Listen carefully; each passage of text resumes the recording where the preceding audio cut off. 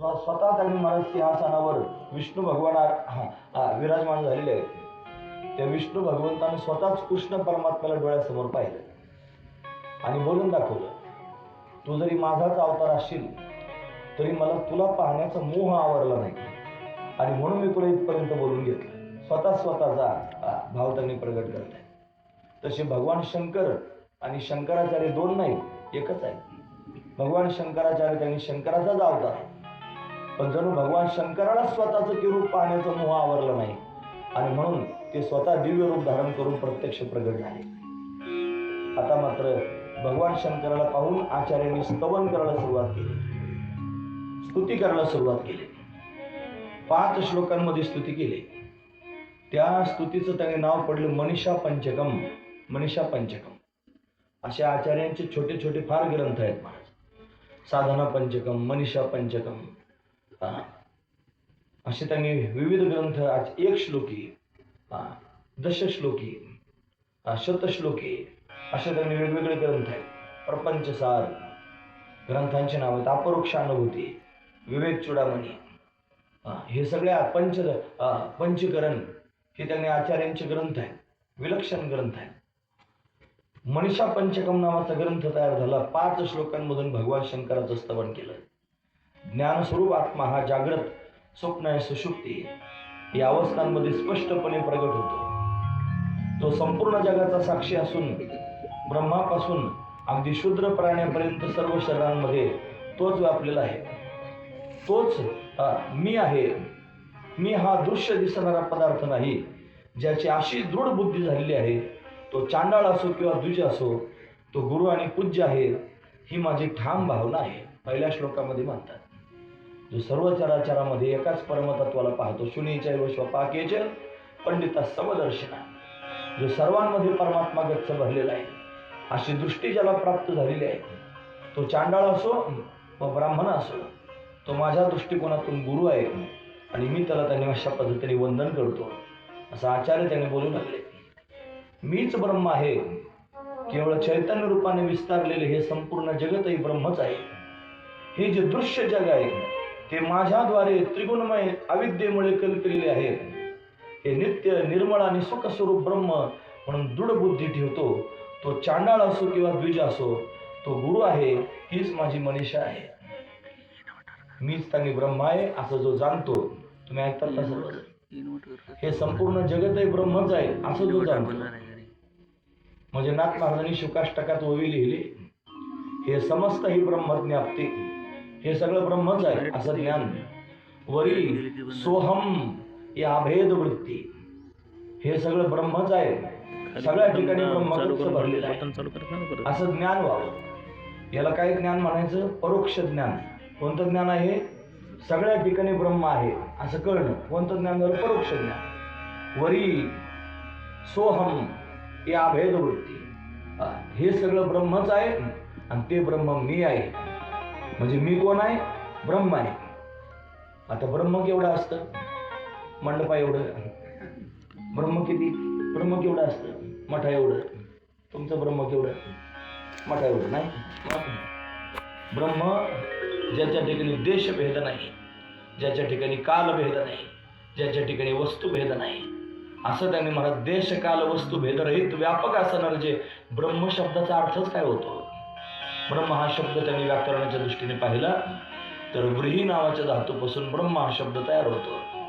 व्रीही व्यापकत्वे, जे सर्व ठिकाणी व्यापक आहे, सर्व कालात आहे, सर्व देशात आहे आणि सर्व वस्तूमध्ये गच्च भरलेला आहे, तेच ब्रह्म आहे. ब्रह्म सर्वगत सदा सम, जेथे अणु नाही विषम. इथं सांगण्याचा एवढाच भाव आहे. जिथं अणु सुद्धा विषम नाही, ते ब्रह्म सर्व ठिकाणी गच्च भरलेलं आहे, निर्विशेष आहे. असा असणारा ब्रह्म आहे. असं ब्रह्म स्वरूपाचं ज्ञान प्राप्त हे समस्त ही ब्रह्म ज्ञाप्ती असं ज्ञान झालेलं आहे. आणि मग एवढं ज्ञान झालं, सगळ्या ठिकाणी ब्रह्म गच्च भरलेलं आहे आणि ते ब्रह्म मी आहे. म्हणजे मी कोण आहे? ब्रह्म आहे. म्हणजे मी केवढा आहे आता? म्हणजे मी सगळ्या देशात गच्च भरलेला आहे, मी सगळ्या कालात आहे. काल, आज, उद्या सगळ्या ठिकाणी सर्व देशात मीच आहे, सर्व वस्तूंमध्ये मीच आहे. अशी अवस्था तयार होते. मग वाढ धाकुटे न म्हणती, सजीव निर्जीव नेनती, देखिल्या वस्तू ते उजलुटी मीच म्हण, मीच सगळ्या ठिकाणी गच्च भरलेला आहे.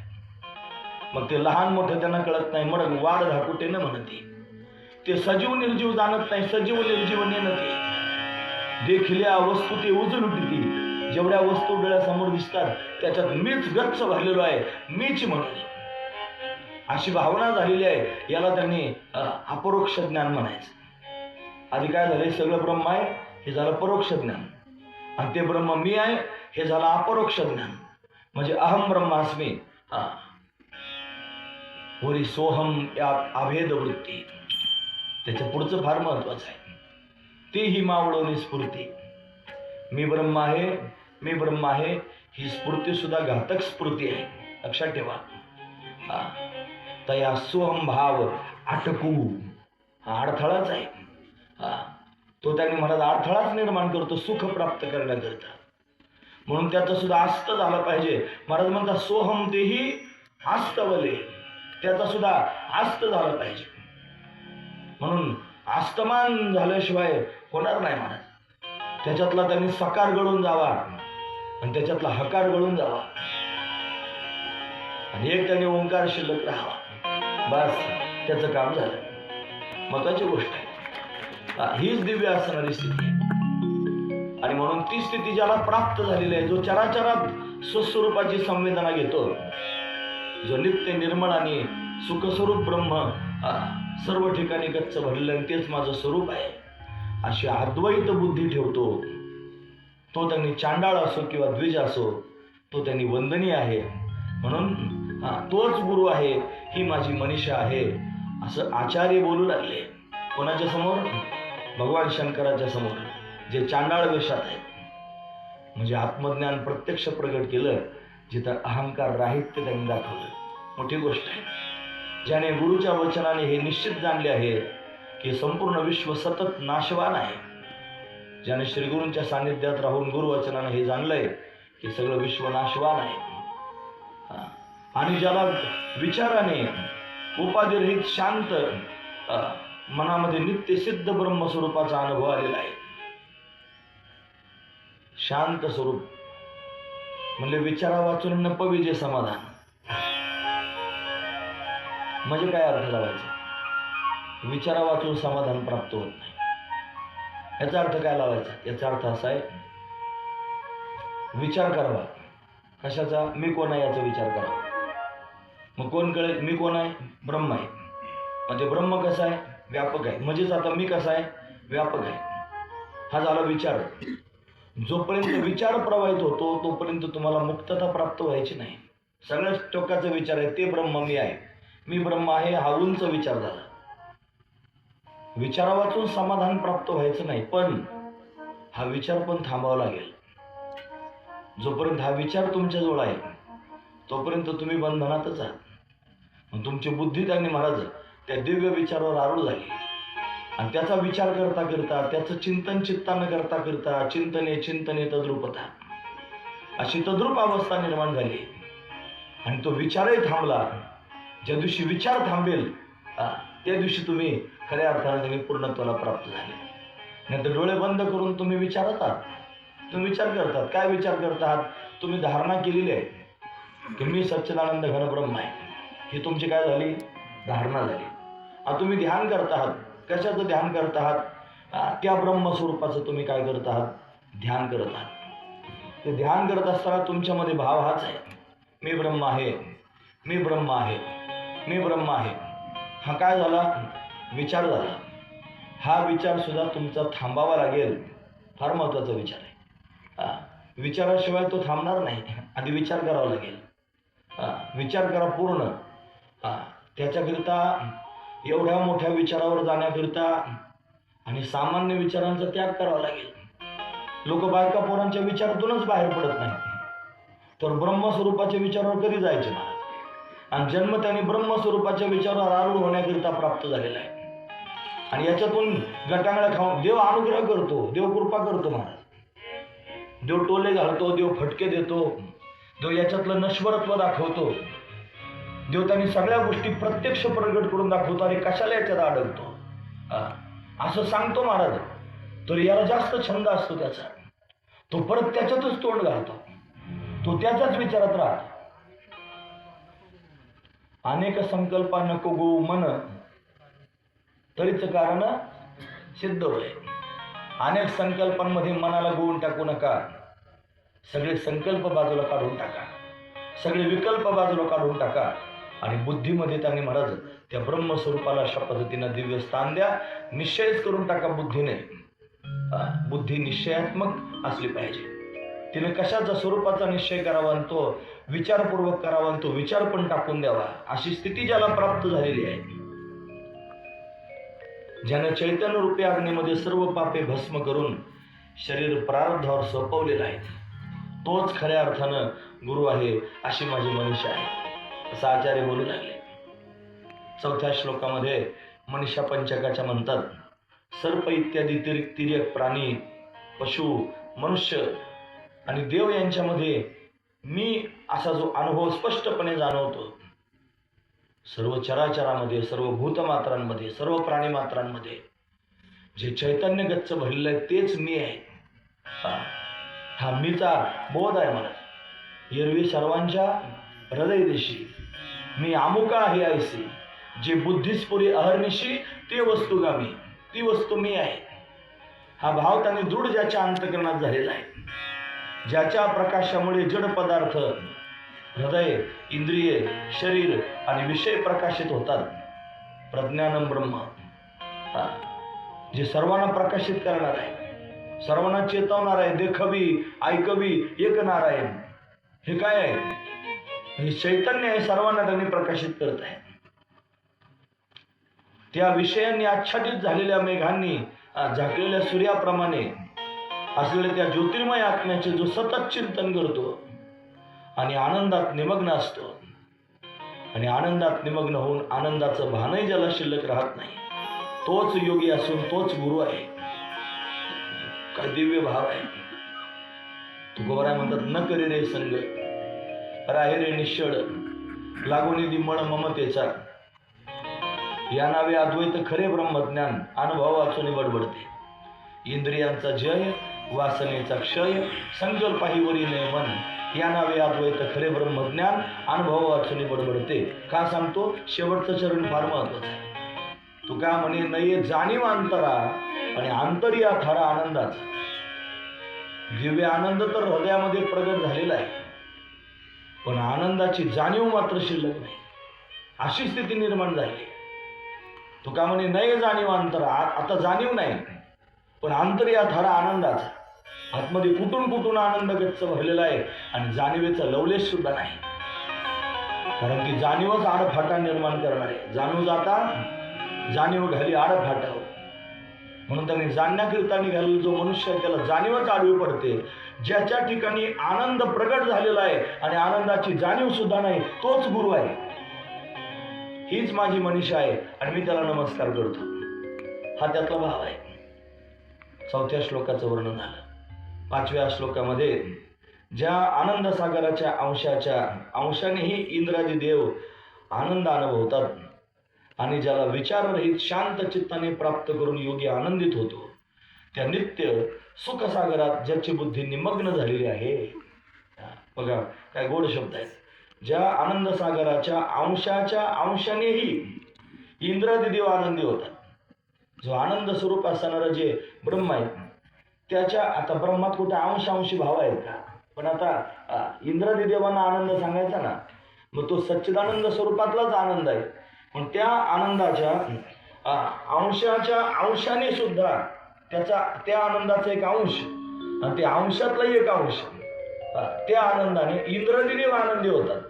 म्हणजे इंद्रासारख्या श्रेष्ठ देवदेवतांना जो आनंद आहे तो अंशातल्या अंशानं प्राप्त होतो. आणि ज्याला विचाररहित शांत चित्ताने प्राप्त करून योगी आनंदित होतो.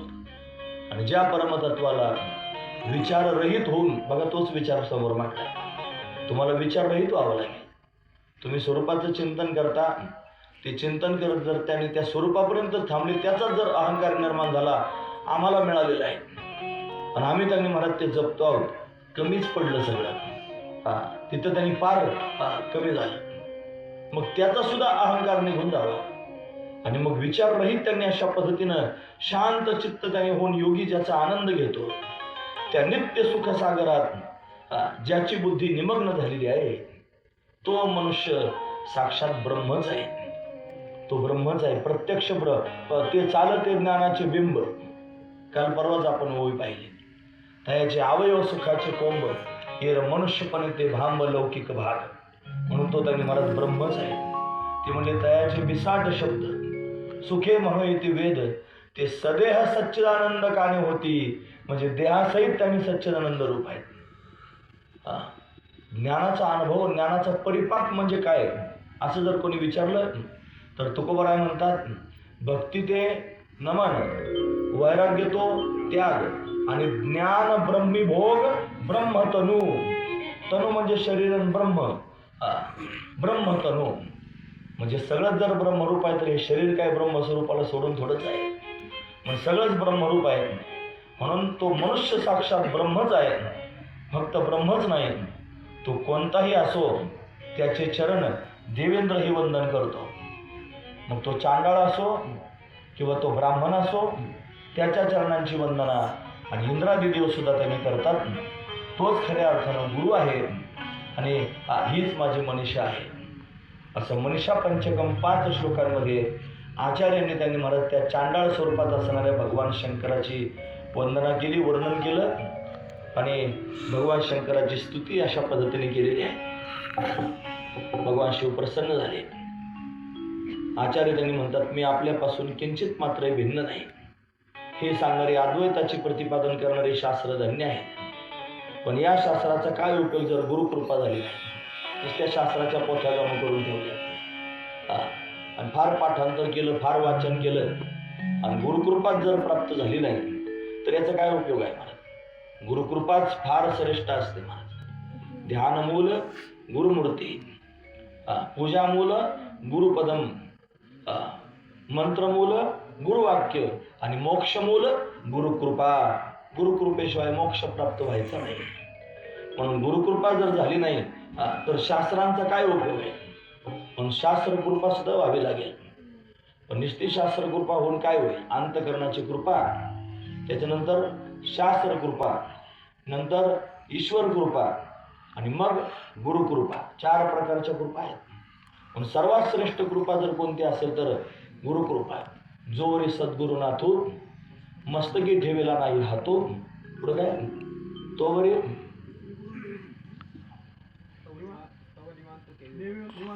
हा का मध्ये शब्द राहिला असं, या कारणे श्री गुरुनाथू जवळ मस्तकी ठेवेला नाही हातू, तव निवृत्तीदास असे विनवतू निवांतू किंवा होय. कसं काय निवांत होईल? म्हणून श्री गुरूंनी मस्तकावर हात ठेवल्याशिवाय निवांत कसं होईल? हे असो हा दिठवा जयावरी झळके, का पद्म करू माथा पारुखे, तो जीवची परी तुके महेशसी. बरोबर आहे. जोपर्यंत श्री गुरु मस्तकावर हात ठेवित नाहीत आणि तोपर्यंत त्यांनी म्हणत तो निवांत कसं होईल? म्हणजे जोपर्यंत गुरुकृपा प्राप्त होत नाही तोपर्यंत तो त्याने त्या दिव्य स्थितीला कसा प्राप्त होईल? जर शिष्याच्या अंतकरणात कृपेने ही ज्ञान प्राप्त झाले नाही तर कृपेचाही काय उपयोग आहे? शिष्याच्या अंतकरणात जर ते ज्ञान, बघा ज्ञानोबरायांनी गुरुकृपा दृष्टीचं कौतुक केलं ना, का विषय व्याळे मिठी दिधल्या मुठी ताठी, ते तुझ्या कृपा दृष्टी निर्विषू होय. तरी कवना ते कापू पोळी, कवनात कैसे शोकू जाळी, जरी प्रसाद रसकल्लोळी पर्यसितो. श्री गुरूंच्या कृपेचं वर्णन करून सांगितलं. एवढी श्री गुरूंची कृपा महत्वाची आहे. पुढा स्नेह पाजरे, मागा येते अक्षरे, शब्द पाठी अवतरे कृपाधी. कृपा फार महत्वाची आहे. म्हणून आचार्य म्हणतात की ज्या शिष्याच्या अंतकरणात कृपेनेही ज्ञान प्राप्त झाले नाही तर गुरुकृपेचं काय उपयोग आहे? त्या ज्ञानाचाही काय उपयोग? ज्याने परमबोध होत नाही तो परमतत्व माझ्यापासून भिन्न नाही, मीच परमतत्व आहे. म्हणून त्या परमतत्वाला जाणणारा जो आहे तो त्या परमतत्वापासून वेगळा राहत नाही, तो त्याच्याशी एकरूपच होऊन जातो. असा गूढ असणारा संवाद या माध्यमातून त्यांनी प्रगट झाला. भगवान शिव त्यांनी प्रसन्न झाले. आचार्यांच्या ज्ञानाने आणि भक्तीने भगवान शंकर संतुष्ट झाले. का संतुष्ट व्हायचे? हा तर त्यांचा दिव्य अधिकार आहे. हे वत्स, तुझी परीक्षा पाहण्याकरिता मी स्वांग केले होते. मी चांडाळाचं रूप धारण करून सोंग घेऊन आलो होतो. तू मला व्यासदेवा समान प्रिय आहेस. मग आता भगवान शंकर म्हणायला लागले आचार्यांना, तू मला व्यासदेवांसारखा त्यांनी प्रिय आहेस. व्यासदेवाने अनेक ग्रंथ त्याने रचलेले आहेत. ब्रह्मसूत्रांची रचना केलेली आहे. आता तुला ब्रह्मसूत्रावर भाष्य करायचे आहे असं भगवान शंकर आज्ञा द्यायला लागले. शंकराची आज्ञा त्याने झाली. भाष्य लिहायचे. ते भाष्य अत्यंत गौरवपूर्ण होईल. इंद्रादी देवांच्या द्वारा वंदनीय असेल. सूर्यासमान तेजस्वी आपल्या शिष्यांना भिन्न भिन्न प्रदेशांमध्ये वेदांत धर्माचं पालन करण्याकरिता नियुक्त कर. सर्व कार्य पूर्ण करून माझ्यामध्ये विलीन होऊन जा, असा आदेश भगवान शंकराने काशी क्षेत्रामध्ये आचार्यांना दिला. प्रत्येक गोष्ट ही एका विशिष्ट आज्ञेनुसार होत आहे. घर सोडण्याकरिता कारण ठरले अगस्त्य ऋषी. अगस्त्य आले. त्यांनी सांगितलं की हे प्रत्यक्ष भगवान शंकर आहेत आणि धर्मकार्याकरिता प्रगट झालेले, प्रेरणा मिळाली. संन्यास घेण्याचा भाव निर्माण झाला, संकेत झाला. म्हणून घर सोडून संन्यास घेण्याकरिता गेले आणि श्रीगुरूंच्या सानिध्यात 4 वर्ष राहिले. 8 वर्षापासून 12 वर्षापर्यंत श्रीगुरूंच्या सानिध्यात राहिले. 4 वर्षामध्ये त्यांनी सर्व शास्त्र अध्ययन केलं. एक श्लोक आपण रोज म्हणतो, 8 वर्षे चतुर्वेदी. 8 वर्षाच्या वयात 4 वेदांचं अध्ययन झालं. 12 सर्व शास्त्रविद. 12 वर्षाच्या वयामध्ये सर्व शास्त्र शिकले, सर्व शास्त्रविद. अशी अवस्था निर्माण झाली. आणि श्रीगुरूंनी आज्ञा दिली, तुम्ही काशी क्षेत्रात जा. काशी क्षेत्रात गेल्यानंतर भगवती जगदंबेनं त्यांनी प्रगट होऊन आणि शक्तीचं खंडन करू नको म्हणून सांगितलं. आणि प्रत्यक्ष भगवान शंकरानं प्रगट होऊन सोंग घेऊन चांडाळाचं आणि उपदेश केला की तुम्ही आता ब्रह्मसूत्रांवर रचना करा, भाष्य लिहा. ही आज्ञाच आहे माझी. अशी आज्ञा प्राप्त झाली. त्यानंतर भगवान शंकर अंतर्धान झाले. भगवान शंकर चांडाळाच्या रूपात आले. 4 पुत्र्यांना बरोबर घेऊन आले. ते 4 पुत्रे म्हणजे त्यांनी 4 वेद होते. पण वेदाचंही प्रत्यक्ष दर्शन झालं.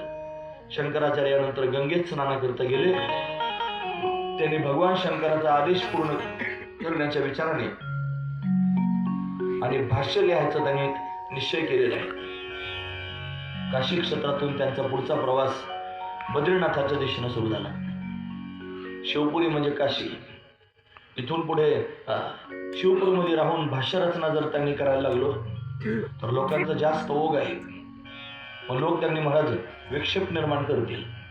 भेटायला येणारे वेगळे, दर्शनाने येणारे वेगळे, शंका घेऊन येणारे वेगळे, अनुग्रह घ्यायला येणारे वेगळे, असे वेगवेगळे लोक त्यांनी शिवपुरी म्हणजे काशीमध्ये येऊ लागले. या सर्वांचा विक्षेप त्यांनी सहन करण्यापेक्षा एकांत स्थानात गेलं पाहिजे, तरच मला ग्रंथ रचना करता येईल असा विचार करून आचार्यांनी काशी क्षेत्रातून पुढचा प्रवास सुरू केला. जास्त प्रसिद्धी झाली आणि म्हणून त्या प्रसिद्धीतून दूर जाण्याकरिता अट्टहास आहे महाराज. म्हणजे आता त्यांचं असं म्हणणं आहे, आता दिसो नाही जाना ऐसे करी नारायण. त्यांचा भाव असा आहे. आपला तसा भाव नसतो. आपला असा असतो, आता कसा कसा दिसू जाना ऐसे करी नारायण. आता कसा कसा दिसू जाना. आता कोणत्या कोणत्या माध्यमातून लोकांच्या समोर प्रगट होऊ, काय काय करू लोकांच्या पुढे येण्याकरिता. लोकांपेक्षा काहीतरी वेगळं करून दाखवलं की माणसांना आपोआप चर्चेत येतात लोक. काहीतरी वेगळं करून दाखवायचं, आपोआप त्यांनी चर्चा होती. आता कसा कसा दिसू जाना अशी अवस्था. पण त्यांनी ठरवलं आता लपायचं. म्हणून ही तुकोबरायांची अवस्था आहे महाराज. काहीच मी नव्हे कोणी गावीचा, एकाला ठाईचा ठाई एक, नाही जात कोठे येत फिरून या. पुढं काय, अवघीचे वायाविन बोल, नाही मज कोणी आपले दुसरे, कोणाचा मी खरे काही नव्हे, नाही माझी या मरावे लागत, अखंडित असो अखंडित जैसे तैसे. बरं झालं तुम्ही प्रमाण सांगाल तरी बसले. आणि मला अर्धवटच बुवा म्हणलं की थोडं तुकडं ध्यानात राहतो, सगळा अभंग कुठं ध्यानात राहतो. म्हणून ते सगळे अभंगवाले असले की जरा जास्त आनंद येतो. असो, म्हणून अशी भावना त्यांनी संत महापुरुषांची असते. म्हणून लोकांमध्ये जर थांबलो तर मला आता रचना करता यायची नाही, पण एकांतात गेलं पाहिजे. जास्त प्रसिद्धी झाली आणि म्हणून प्रसिद्धीपरान्मुख अशी त्यांची अवस्था आहे. ते जाण्याकरिता निघालेले आहेत. अनेक लोक भेटण्यासाठी येत, त्यामुळे भाष्य त्यांनी महाराज करण्यात वेळ शिल्लक राहणार नाही. पण तिथून त्यांनी जाण्याचा विचार पक्का झालेला आहे. आचार्यांनी शिष्यांसोबत त्यांनी उत्तर दिशेला प्रस्थान केलं. काशी क्षेत्राला सोडून आणि उत्तर दिशेला त्यांनी महाराज चालू लागलेले आहेत. तिथून त्यांनी पुढचा फार दूरचा त्यांनी कठीण असणारा प्रवास सर्वांना सहज शक्य नव्हता. म्हणून सगळेच शिष्य त्यांनी बरोबर आले नाहीत. सोप्या सोप्यात असतात शिष्य बरेचसे, अवघडात कसं काय येतील हा महत्वाचा विचार. सोपं सोपं तर सगळ्याला गोड लागतं. जे अवघडातला प्रवास सुरू झाल्यानंतर मग मात्र अंग काढून घेणारे भरपूर त्यांनी सापडतात. म्हणून त्यांनी ज्या वेळेला प्रवास सुरू झाला त्यावेळेला भरपूर बरोबर होते. खडतर प्रवास सुरू झाल्यानंतर मग हळूहळू गळती लागली. काही ठिकाणी दीर्घ झाडी, काही ठिकाणी असह्य असणारी थंडी, काही ठिकाणी भयानक असणारी उष्णता, या सगळ्या गोष्टींना त्यांनी सामोरं जात प्रवास सुरू झाला होता. अशातच जर काही सहज मिळाले तर त्यांनी महाराज खायला क्षुधा निवृत्त करण्याकरिता सहज मिळालं तर खायचं, नाहीतर तेही बऱ्याच वेळेला मिळत नव्हतं. जेथे योग्य स्थान त्यांनी वाटेल त्या स्थानावरती विश्रांती घ्यायची.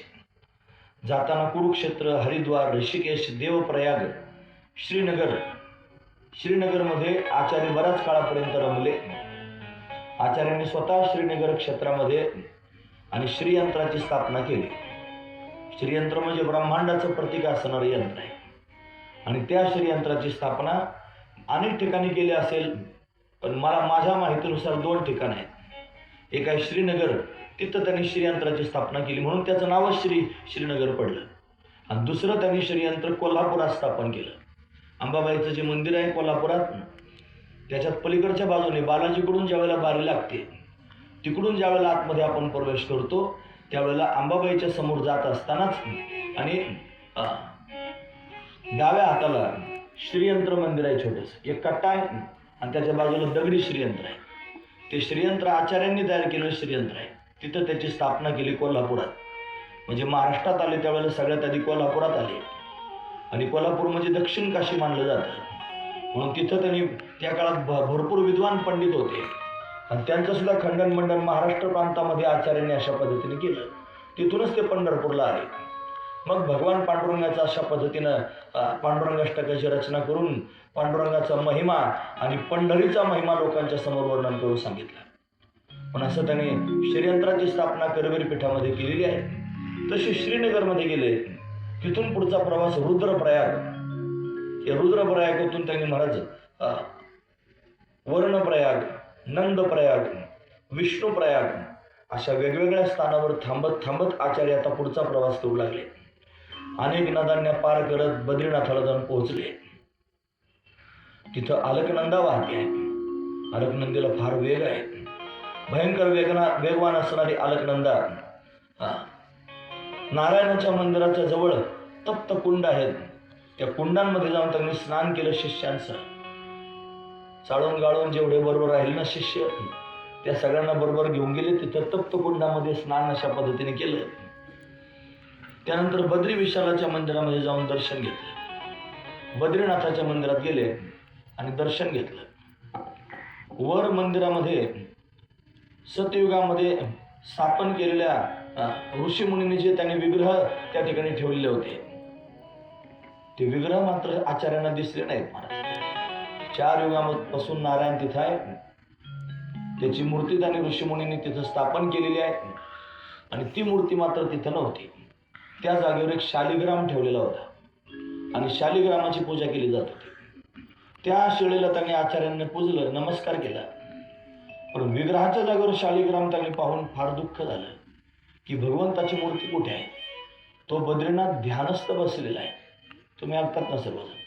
जर तुम्ही बद्रीनाथाच्या यात्रेला कधी गेले असाल तर तुम्हाला पाहायला मिळालं असेल की बद्रीनाथ हा त्यांनी असं ध्यान मुद्रेमध्ये डोळे बंद करून ध्यान करतोय. नारायण ध्यान करतोय. नारदाने प्रश्न विचारला देवाला, म्हणजे देवा सगळं जग तुमचं ध्यान करतं, तुम्ही कोणाचं ध्यान करता? प्रश्न आहे. सगळं जग तुमचं ध्यान करतं, तुम्ही कोणाचं ध्यान करता? काय उत्तर असेल बरं त्याचं? तुम्ही ऐकतात ना पण सगळं. कोणाचं ध्यान करीत असेल देव? महादेवाचं. अजून कोणाचं? माझं उत्तर आहे माझं उत्तर आहे माझं. तो माझं ध्यान करतोय मंत्र मी बोलतोय, तो तिथं बसून माझं ध्यान कर. अशी भावना प्रत्येक भक्ताच्या पोटात असली पाहिजे. माझा देव ध्यान करतोय आणि तो कोणाचं ध्यान करतो? तो माझं ध्यान करतोय. तो सारखा माझ्याकडे पाहतोय.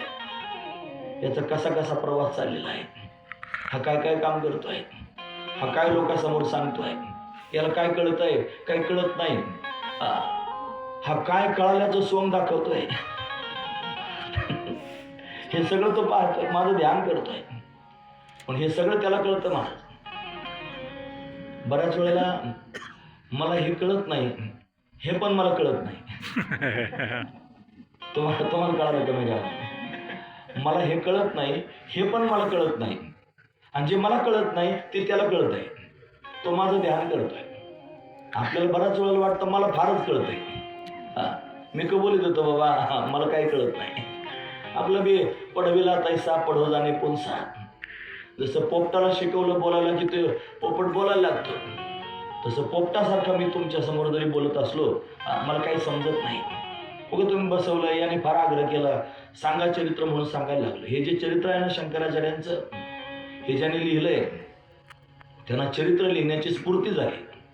पण चरित्र लिहिण्याची स्फूर्ती ज्यावेळेला झाली त्यावेळेला भगवती सरस्वतीचं स्तवन केलं. आपण पहिल्या दिवशी ऐकलं, भगवती सरस्वती प्रत्यक्ष प्रगट झाली.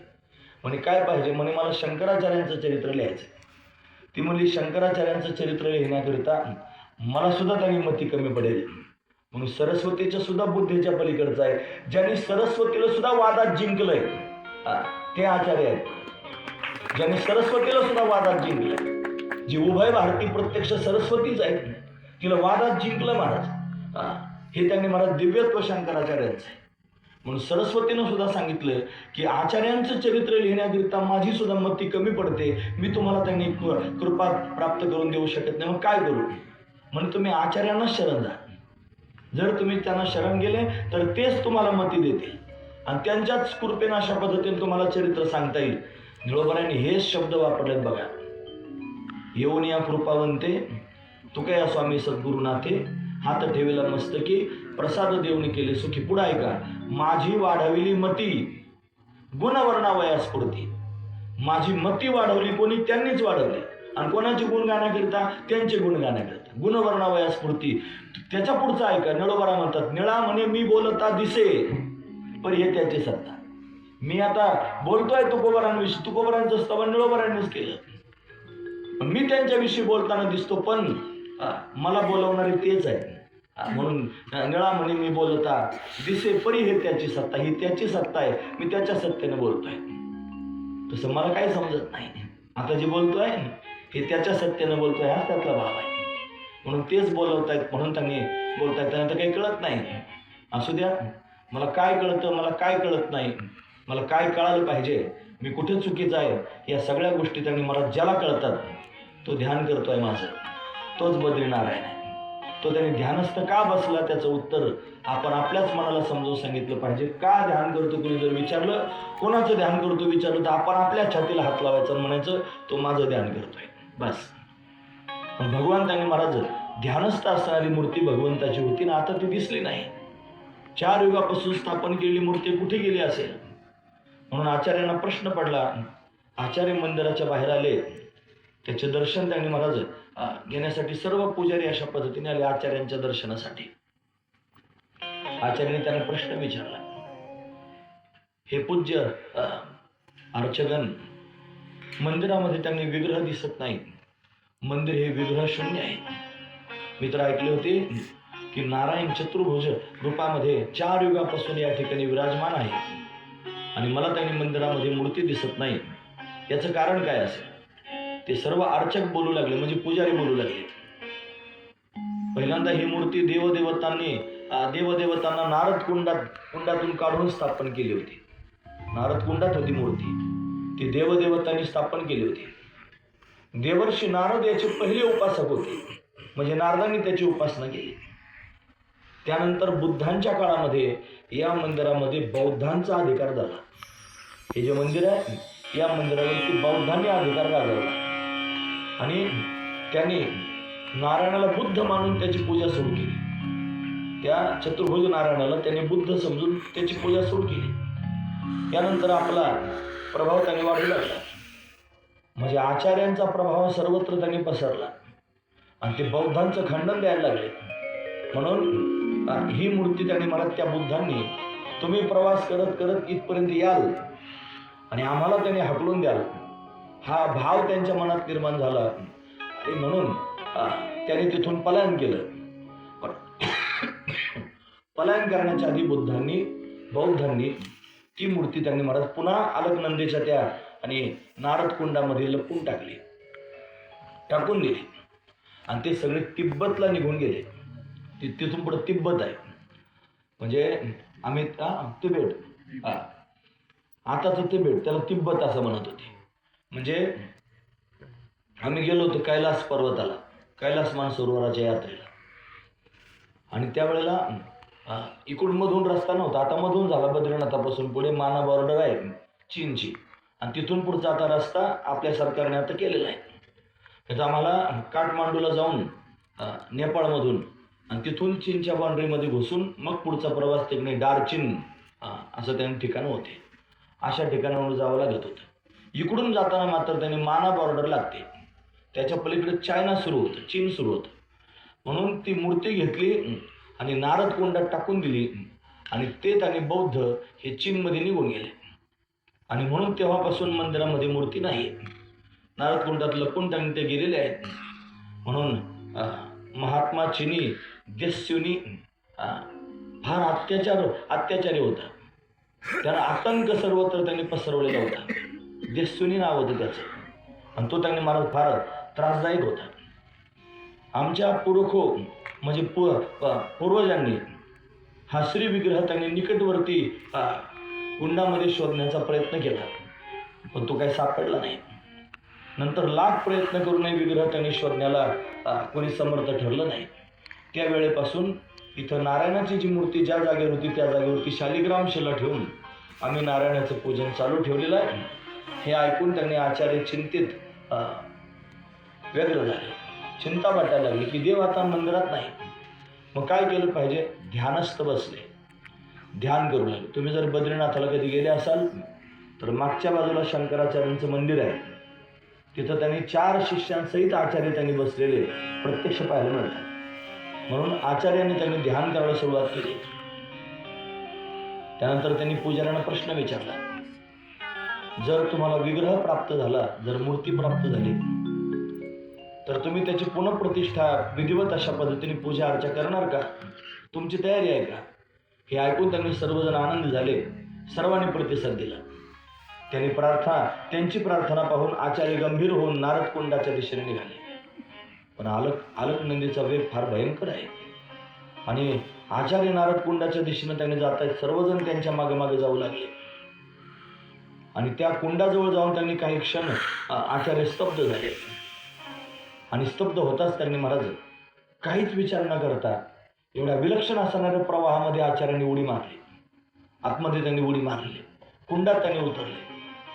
आचार्यांचं हे कृत्य पाहून सगळेजण घाबरलेले आहेत. अलकनंदीला फार मोठा त्यांनी प्रवाह आहे. तिथून मंदाकिनी नदी वाहते केदारनाथपासून. जो महाप्रलय आत्ता आला होता तो मंदाकिनीवर आला होता. ही मंदाकिनी अलकनंदा पुढे जाऊन एकत्र होऊन गंगेला मिळतात आणि तीच गंगा त्यांनी देवप्रयागातून आणि अशा पद्धतीने खाली येते. म्हणून ही अलकनंदा त्यांनी भयंकर असणारा तिचा प्रवाह आहे. सर्वत्र हाहाकार झाला. सर्वजण त्यांनी म्हणू लागले, आचार्य कुंडामध्ये प्रवेश करून गेलेले. अलकनंदा त्यांनी भयंकर प्रवाहानं वाहते. तिचा तीव्र प्रवाह अशा पद्धतीने त्यांना आता कशा पद्धतीने वाहून येईल सांगता यायचं नाही.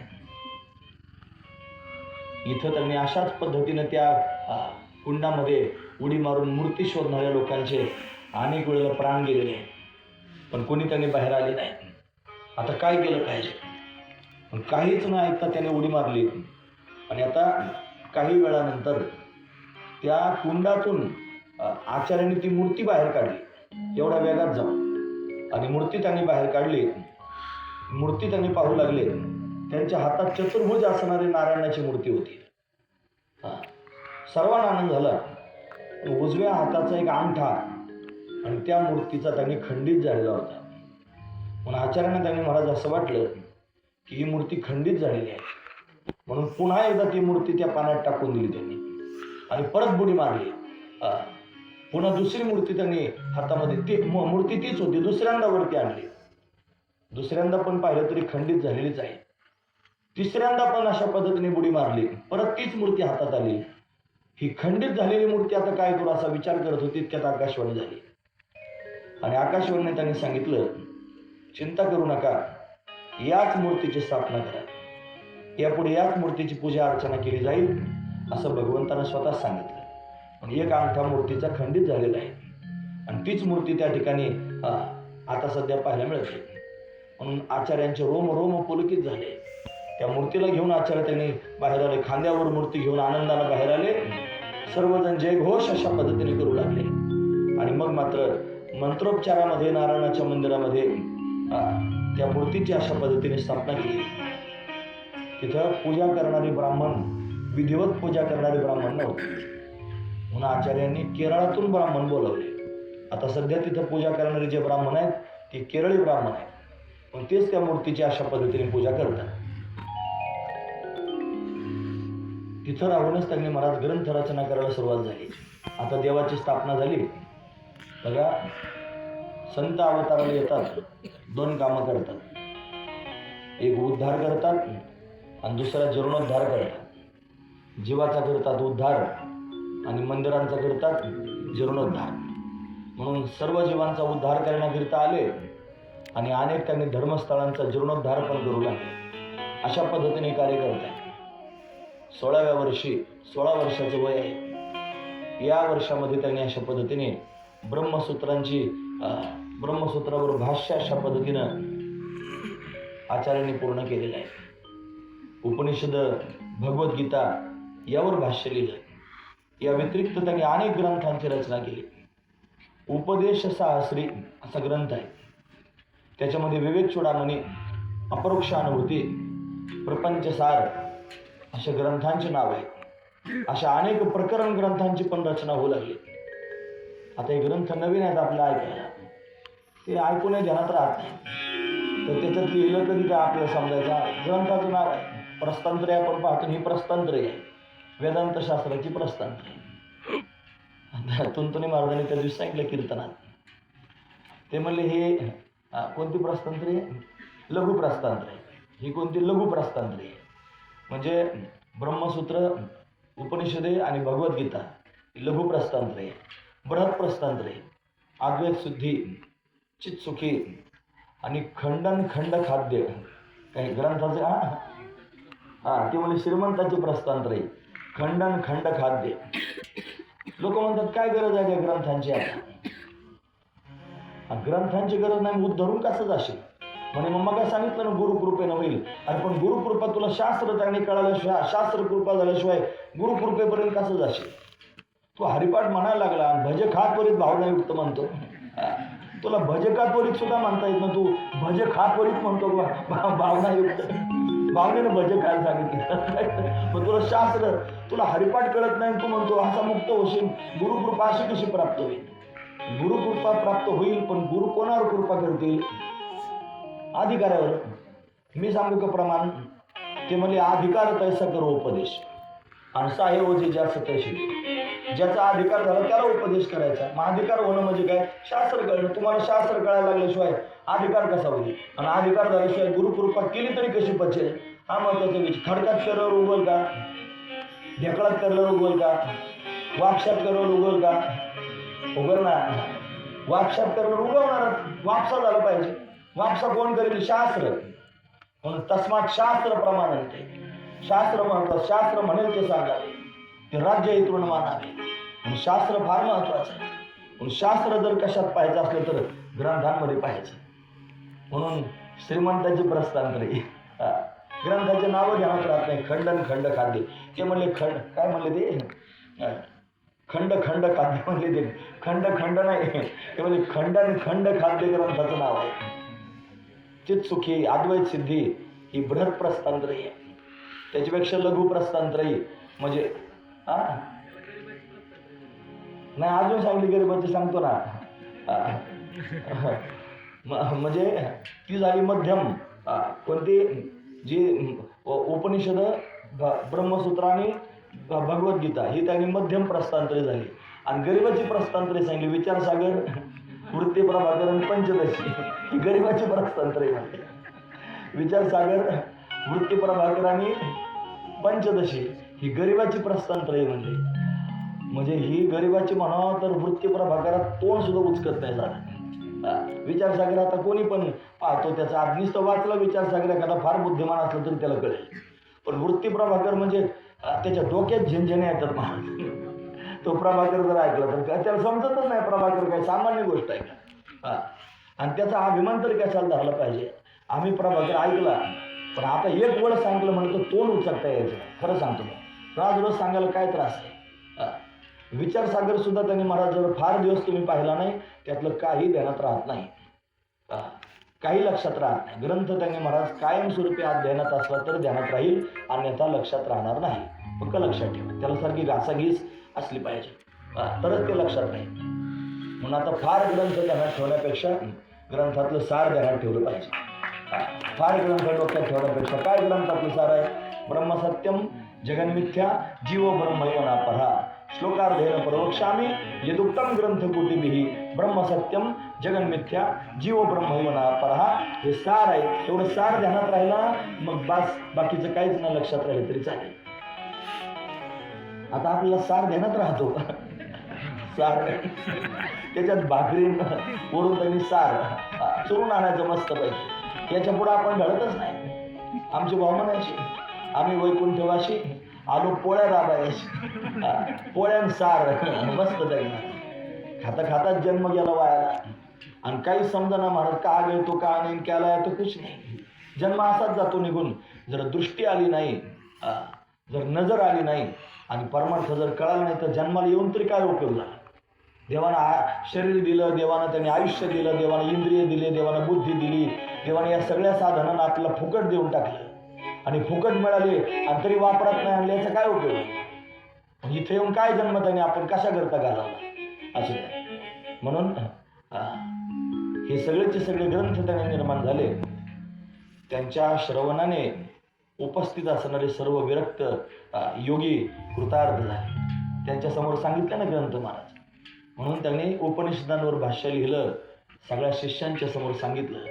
ब्रह्मसूत्रावर भगवान शंकराच्या आज्ञेनं भाष्य लिहिलं, सर्वांच्या समोर सांगितलं. आचार्यांनी शिष्यांना भाष्य करून त्यांनी अध्ययन त्याचं अशा पद्धतीने करून दिलं. ही रचना व्यासांच्या ज्या ठिकाणी गुफा आहे तिथं अलकनंदा त्यांनी महाराज वाहते. अलकनंदा आणि केशवगंगा अशा दोन नद्यांचा जो संगम आहे त्याला प्रयाग असं म्हणतात. तिकडं उत्तर प्रदेशामध्ये दोन नद्यांच्या संगमाला प्रयाग म्हणतात. आपल्या महाराष्ट्रामध्ये त्याला संगम म्हणतात. तिकडं दक्षिणात गेले की त्याला कुडली म्हणतात. त्याचं नाव आहे कुडली. कुडली म्हणजे संगम. आम्ही कुडलीला गेलो होतो. तिथं तुंगा नदी आणि भद्रा नदी एक महिनाभर थांबलो होतो अनुष्ठान करायला. तुंगा आणि भद्रा दोन नद्या एकत्र झाल्या. इकडून तुंगा इकडून भद्रा आली. त्या स्थानाला नाव पडलं कुडली. विशेष स्थान आहे. आदि शंकराचार्य ज्या वेळेला काश्मीर प्रांतामध्ये गेले, उद्या आपण तो प्रसंग पाहणार. तिथं सर्वज्ञ पीठावर 4 दरवाजे आहेत त्या सर्वज्ञ पीठाला. म्हणून उत्तर दरवाजा आणि पूर्व दरवाजातून आजपर्यंत बरेच लोक आतमध्ये गेलेले आहेत, पण दक्षिण दरवाजातून कोणीच आतमध्ये गेलं नव्हतं. आणि आचार्य दक्षिण दरवाजातून आतमध्ये गेले, सर्वज्ञ पीठावर आरूढ झाले. आणि आरूढ त्यांनी होत असताना बराचसा संवाद झाला. तर तो उद्या ऐकला, आज सांगून काय फायदा आहे. मग त्याचं तुम्हाला तिने ओढ राहायची नाही ना, उद्या तो आपण संवाद ऐकू. तिथून त्यांनी आचार्य शारदांबेची विनंती करून निघाले. म्हणे तू इथं त्यांनी एवढ्या उंचावर बसलेल्या आहे, सामान्य लोकांना काय फायदा आहे. तुझं दर्शन सर्वांना व्हावं अशी इच्छा आहे. म्हणे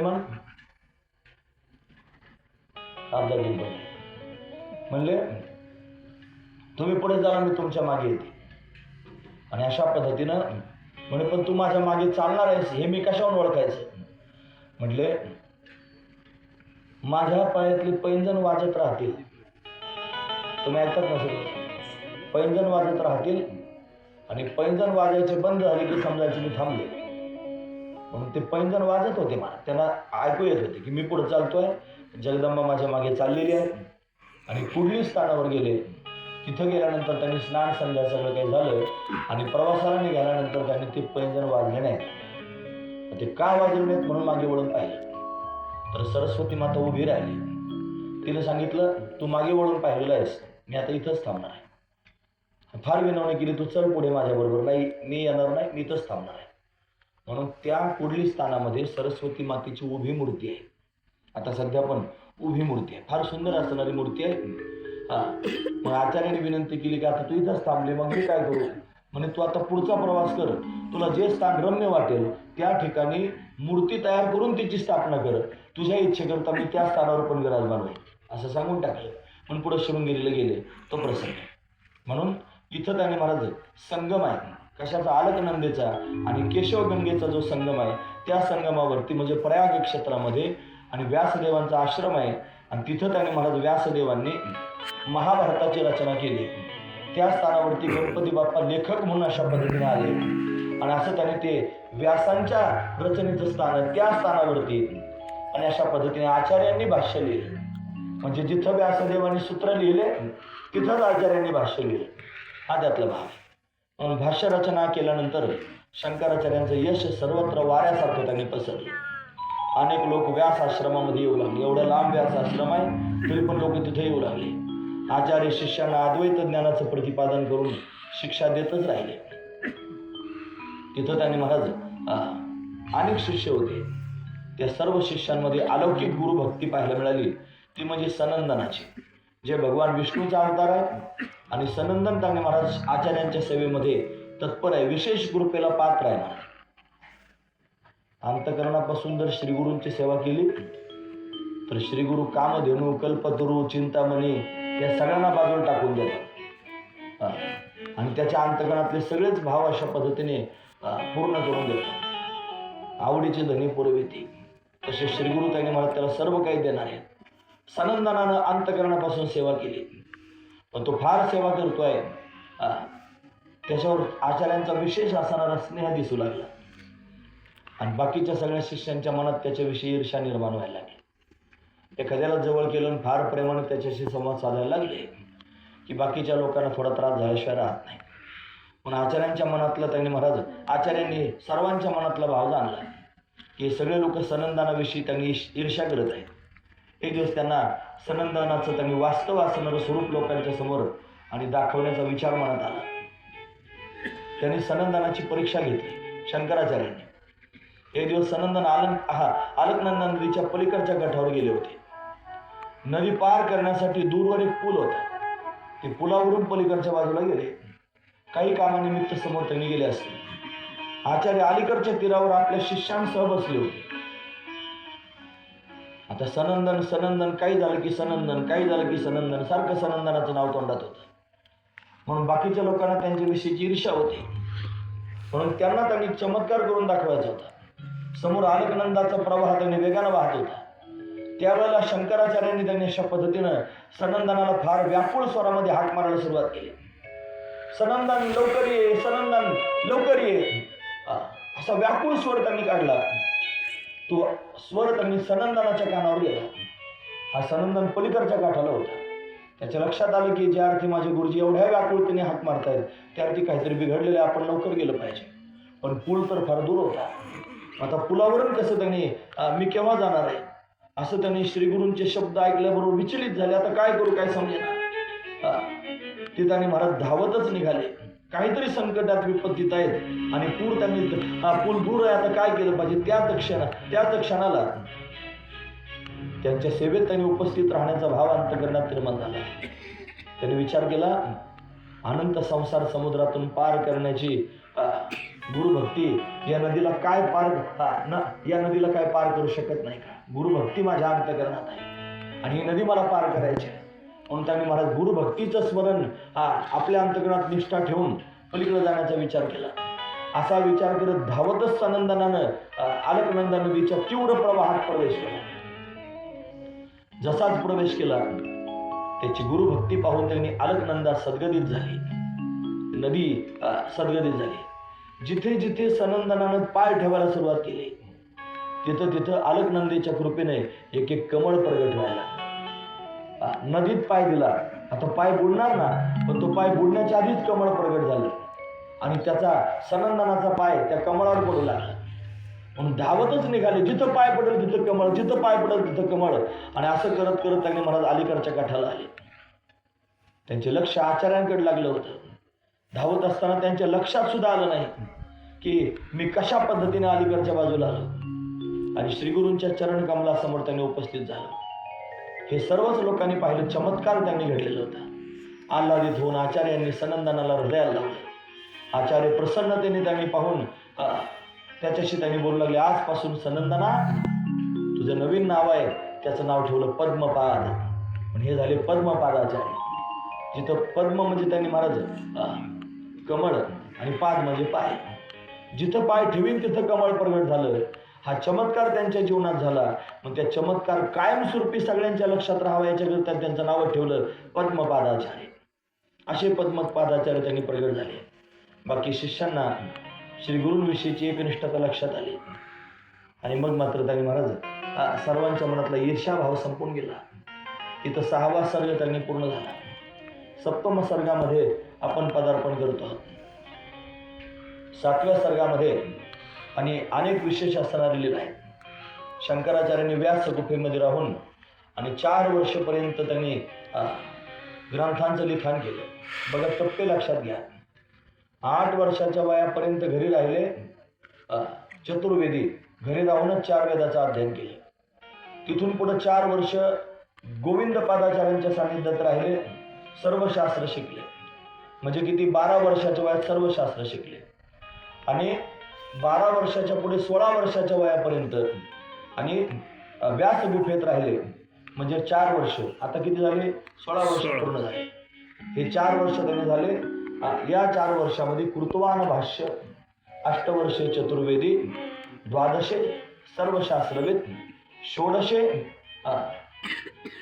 कृतवान भाष्य, 16 वर्षामध्ये कृतवान भाष्य लिहिलं. 16व्याच वर्षी भाष्य लिहिलं. ज्ञानोबरायांचं चरित्र आणि आचार्यांचं चरित्र याच्यात फार सारखेपणा आहे. फार सारखेपणा आहे. ज्ञानोबरायांनी सुद्धा त्यांनी गीतेवर भाष्य लिहिलं आणि ते 16व्याच वर्षी लिहिलं. आचार्यांनी पण भाष्य लिहिलं, 16व्याच वर्षी लिहिलं. फरक एवढाच आहे की ज्ञानोबरायांनी महाराष्ट्र प्रांतामध्ये माझा मराठाची बोल कौतुक आहे म्हणून त्यांनी महाराज मराठी भाषिकांकरता आणि गीतेवर अलंकार त्यांनी चढून मराठी भाषेमध्ये गीता आणली. तसं आचार्याने त्यांनी गीतेवर भाष्य लिहिलं, पण ते संस्कृतातच लिहिलं. त्यावेळेस संस्कृत भाषा सर्वदूर त्यांनी प्रचलित होती. अखंड भारतामध्ये आचार्यांनी त्यांनी प्रचार प्रसार केला. संपूर्ण भारतामध्ये पायी प्रवास करून त्यांनी अशा पद्धतीने धर्माचं मंडन केलं. हा दिव्य भाव आचार्यांकडे त्यांनी पाहायला मिळतो. आणि म्हणून 16व्याच वर्षी अशा पद्धतीनं भाष्य लिहून पूर्ण झालं. वय 16 वर्ष त्यांनी पूर्ण झालं.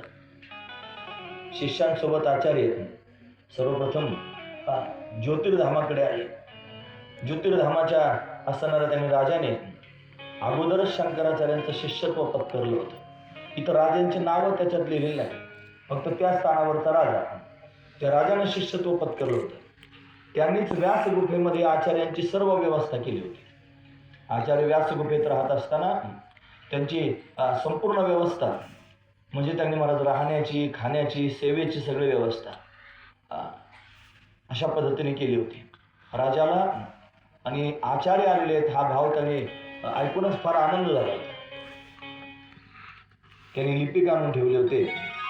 काही ब्राह्मणांना, लिपिक म्हणजे लेखक, आचार्यांना त्यांनी महाराज सेवेमध्ये ते लिहिणार आहेत म्हणून त्यांनी लिपिक आणून ठेवले. काही ब्राह्मणांना त्यांच्या सेवेमध्ये अशा पद्धतीने नियुक्त केले. हा राजा त्यांनी फार चांगला होता. त्याने अनेक धर्मकार्यामध्ये मदत केली. बौद्ध धर्माच्या प्रचाराच्या वेळी अनेक मंदिरं भंग झाली होती.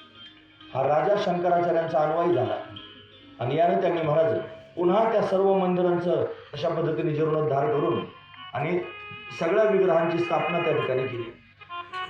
आचार्यांनी काही काळ ज्योतिर्धामामध्ये निवास केला. त्यानंतर ते केदारनाथाच्या दिशेने त्यांनी महाराज दर्शनासाठी निघाले. राजाही सोबत निघाला. राजाबरोबर त्यांनी पथप्रदर्शनासाठी समोरून सेना चालू लागली. अनेक स्थानावरती त्यांनी मुक्काम होऊ लागला. भेट सर्वांची होऊ लागली. दर्शन झाले आणि पुढे त्यांनी गंगा माईच्या तीरावरती आणि श्री आचार्य अशा पद्धतीने आलेले आहेत. गंगेचं दर्शन त्यांनी झालं.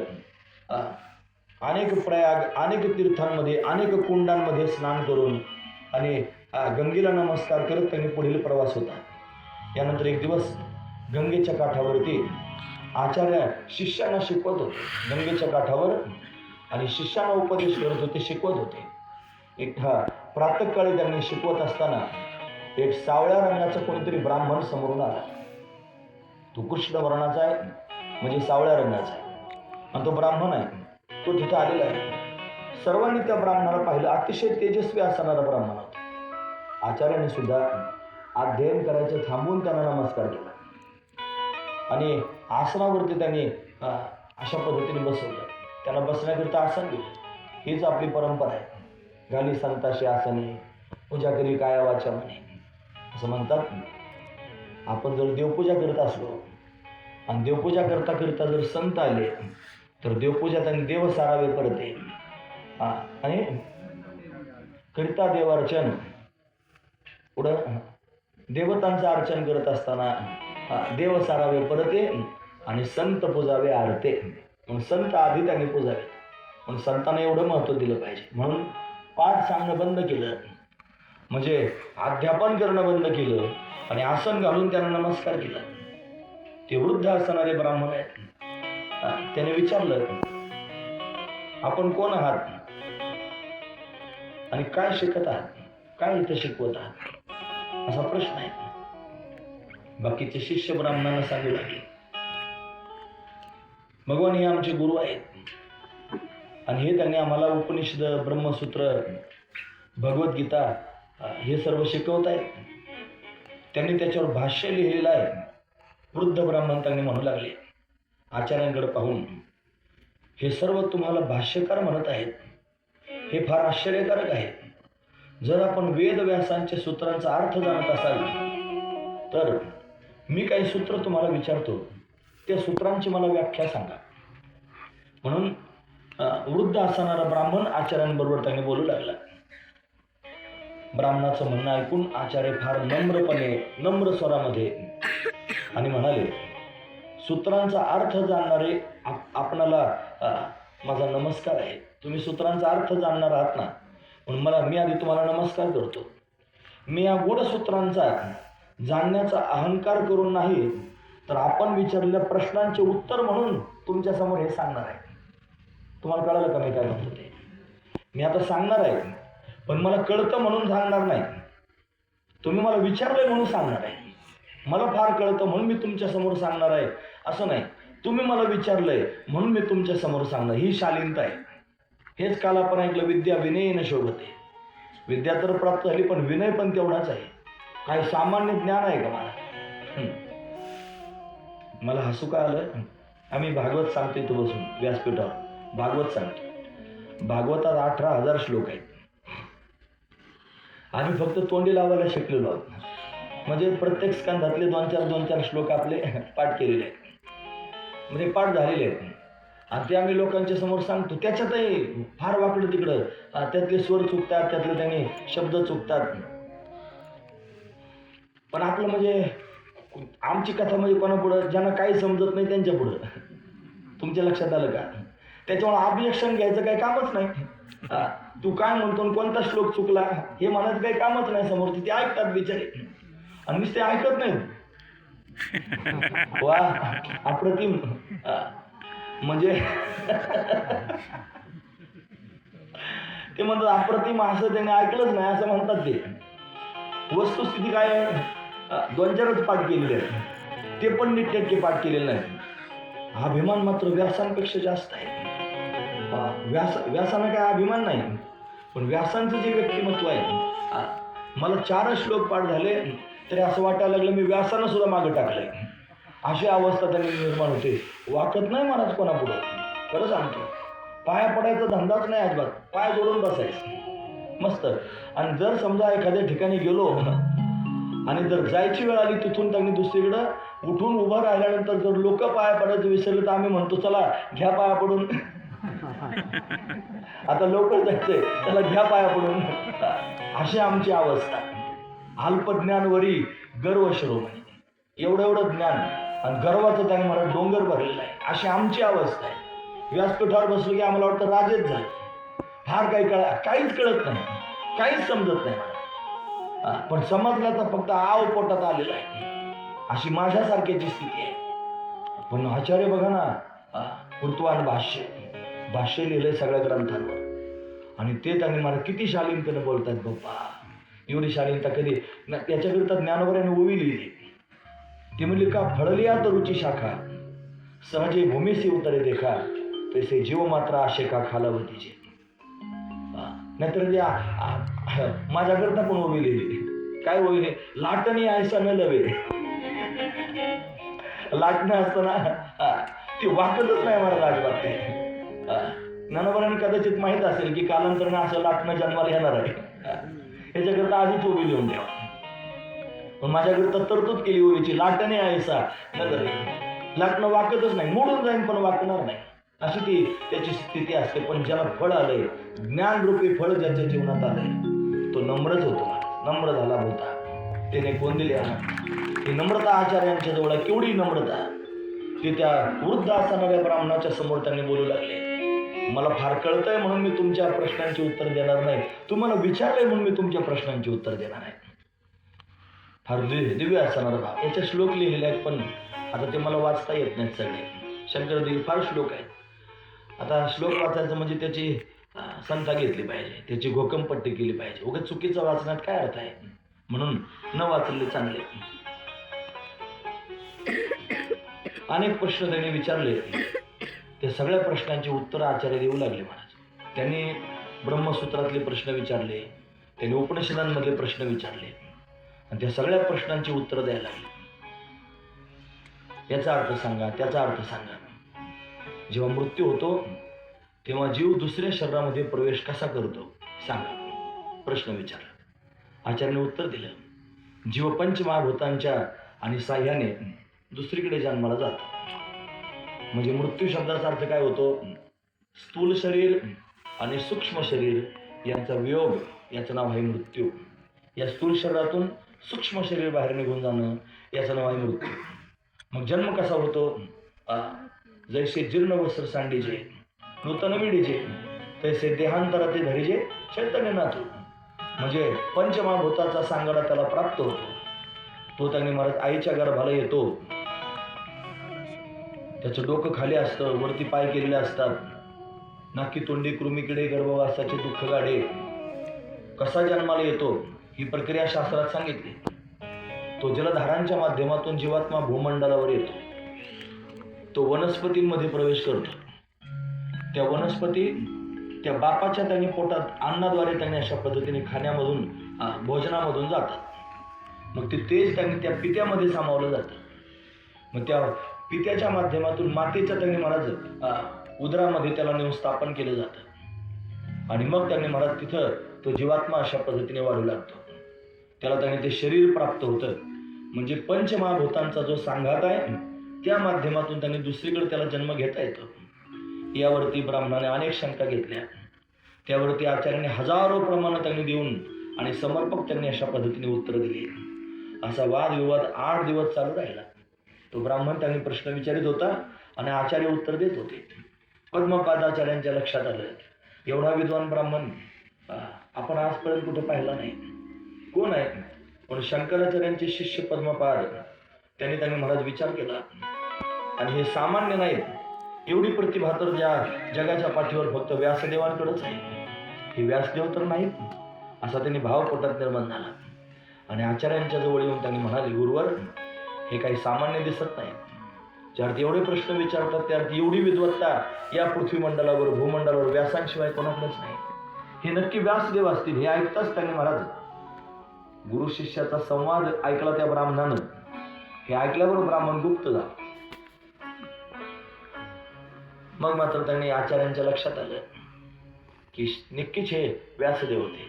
त्याने आता स्तुती करायला सुरुवात केली, स्तोत्राची रचना केली आणि व्यासदेवांचं स्तवन केलं. आपण रचलेले जे सूत्र आहेत त्या सूत्रावर त्यांनी भाष्य अशा पद्धतीने झालेलं आहे. जर ते आपणास संमत असेल तर योग्य आहे, पण ते जर आपल्याला त्यांनी योग्य वाटत नसेल तर मला हा अपराध त्यांनी झालेला आहे त्याची क्षमा करा, आपण प्रगट व्हा, आपण प्रसन्न व्हा, असं त्यांनी आर्ततेनं बोलायला सुरुवात केली. शंकराचार्य आणि अतीव भावनेने त्यांनी महाराज स्तवन अशा पद्धतीने करतायत. हे स्तवन पाहून त्यांनी महाराज अशा पद्धतीनं व्यासदेव आपल्या मूळ स्वरूपामध्ये प्रत्यक्ष प्रगट झाले. ते ब्राह्मण रूपात आले होते, आता मूळ स्वरूपामध्ये प्रत्यक्ष प्रगट झाले. त्यांनी व्याघ्र चर्म धारण केलेले होते, जटांच्या मुकुटाने मस्तक सुशोभित झालेले होते, गळ्यामध्ये रुद्राक्षाच्या माळा शोभत होत्या. व्यासदेवांना या वेशात पाहून आचार्यांना फार आनंद झाला. आचार्य त्यांनी साष्टांग प्रणिपात केलं, हे ऋषीवर माझं जीवन धन्य झालं. व्यासदेवजी ही प्रसन्न होते. त्यांना बसण्याकरिता अशा पद्धतीने आचार्याने आसन दिलं. बसल्यानंतर काही काळाने आणि व्यासदेवजी त्यांनी महाराज बोलू लागले. साष्टांग प्रणिपात केला, त्यांचं पूजन केलं, त्यांचं स्तवन केलं आणि मग व्यासदेव म्हणले, तुमच्या पांडित्याला मी चांगलं पारखलेलं आहे, मला तुमचं पांडित्य त्यांनी चांगल्यापैकी कळालेलं आहे. म्हणजे बघा, ज्यांच्या सूत्रावर भाष्य लिहिले आणि त्या सूत्रकारांनी स्वतः अशा पद्धतीनं प्रगट होऊन आणि पडताळणी करायला सुरुवात केली होती. हे एक सूत्रकार आहेत, एक भाष्यकार आहेत. म्हणजे शंकरम शंकराचार्यम केशवम बादराय सूत्रभाष्य कृतो वंदे भगवंतो पुन्हा पुन्हा. एक त्यांनी महाराज केशव प्रगट झाला व्यासदेवांच्या रूपाने आणि भगवान शंकर प्रगट झाले शंकराचार्यांच्या रूपाने.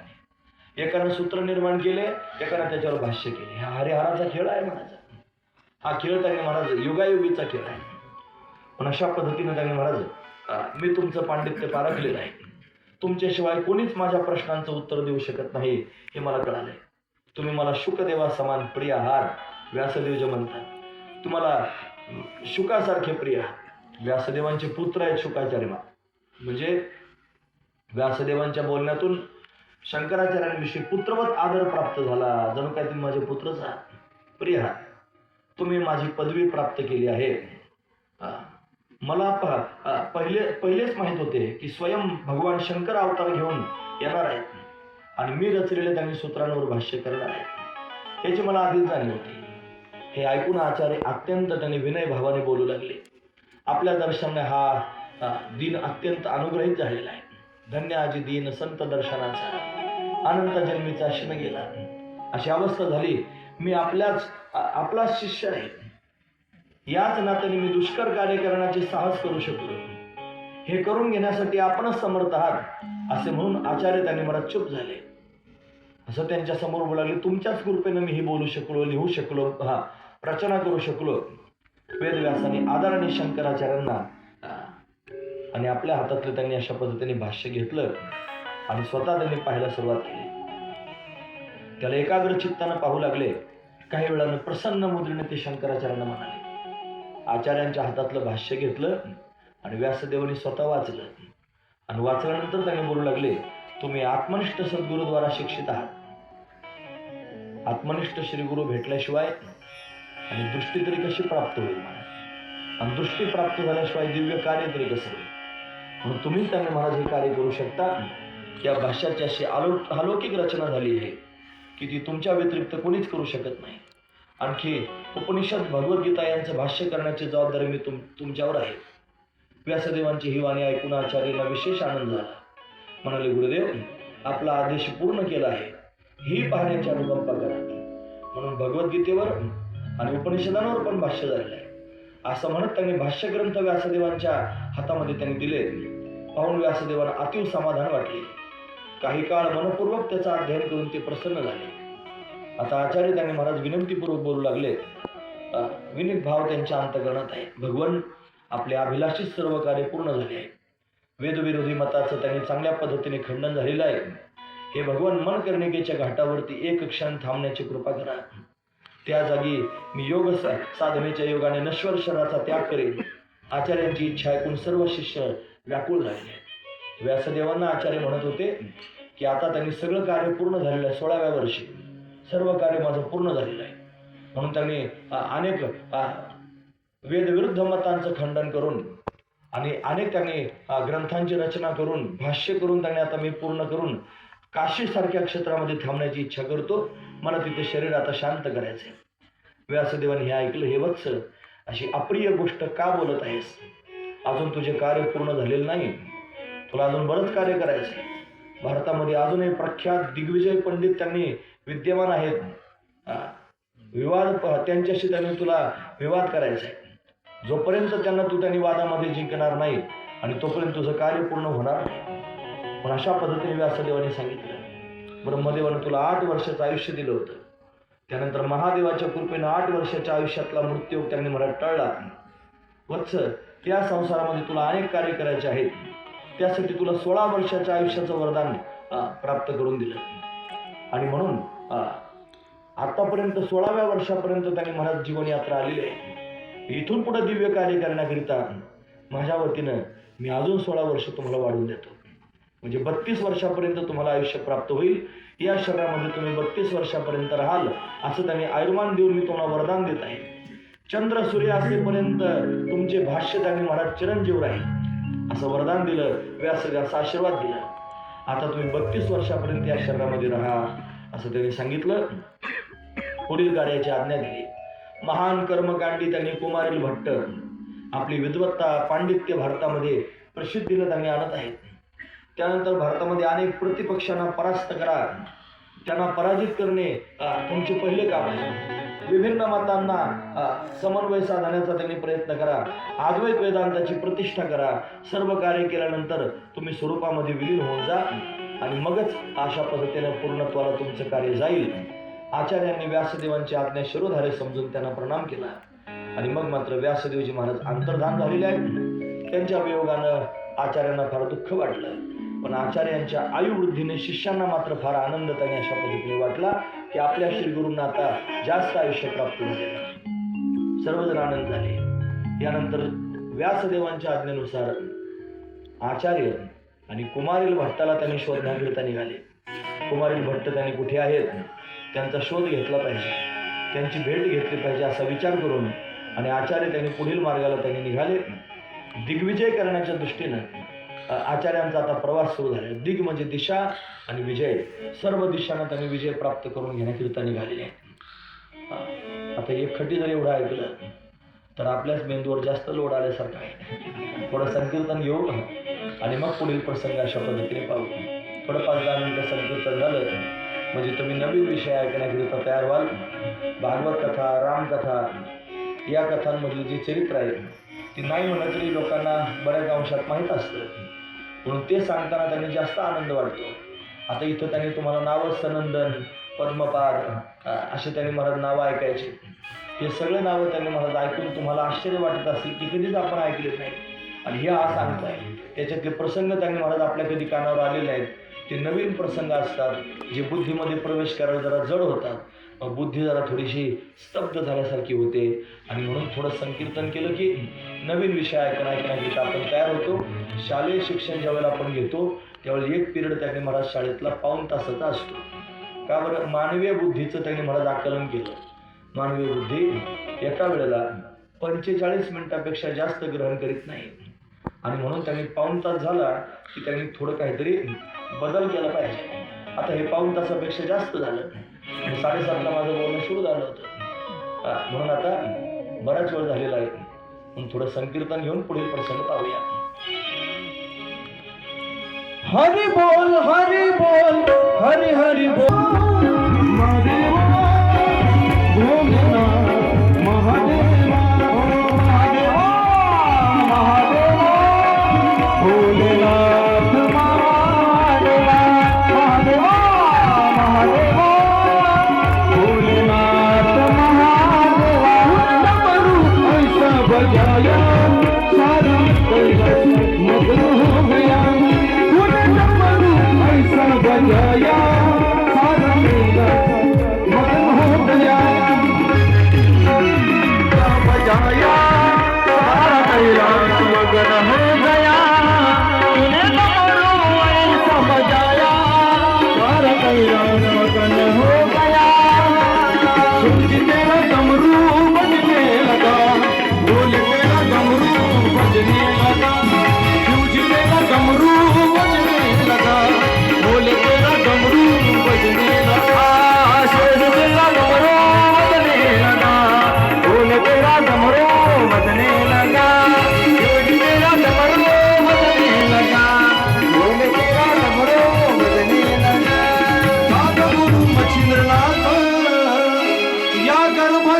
पर्वतात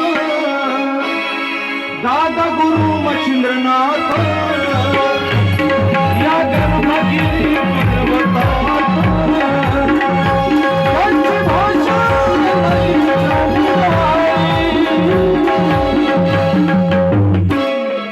बंगाली बंगाली बाबा बोलतो भगवान बंगाली बंगाली बाबा बोलतो भगवान हे बंगाली बंगाली बाबा बोलतो बंगाली बंगाली बंगाली बाबा बोलतो बंगाली अरे बंगाली बंगाली बाबा बोलतो बंगाली बंगाली बंगाली बाबा बोलतो बंगाली अरे बंगाली बंगाली बाबा बोलतो बंगाली बंगाली बंगाली बाबा बोलतो बंगाली ओ बंगाली बंगाली बाबा बोलतो बंगाली बंगाली बाबा बोलतो बंगाली बंगाली बंगाली बाबा बोलतो बंगाली बंगाली बंगाली बाबा बोलतो बंगाली